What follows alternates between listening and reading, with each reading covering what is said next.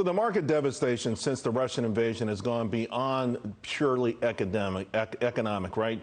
I mean, there is anxiety. The fighting could spread to include direct involvement of NATO members. Also worries of Vladimir Putin's ambitions are so grand that the world eventually would have to join together to stop him.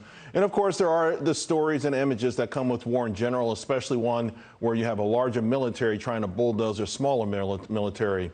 It's also a reminder that while we would love to live in a world without CO2 emissions, it won't be possible, and I'm talking for a very long time.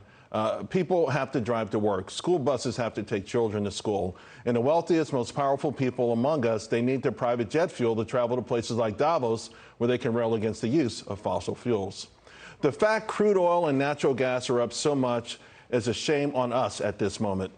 And then, of course, there's a military-industrial complex that was made famous in the last speech in the White House by President Eisenhower, who warned, quote, "The potential for the disastrous rise of the misplaced power exists and will persist." Now, many have used Eisenhower's warning as a campaign for smaller defense budgets, but the only mistake more detrimental than not maximizing our fossil fuel opportunities will be to allow other nations to eclipse our military. So this gets me back to the stock market, where things are really happening because of emotions more than anything else. Your higher commodities will hurt profits, but this meltdown is a wake-up call, folks. We must be rigorous in the things that we need, whether it's fossil fuels, whether it's a strong military, because ultimately that's the real world, and sometimes it's reflected in all that red that you're seeing right on the screen. So we better always be ready to meet those demands.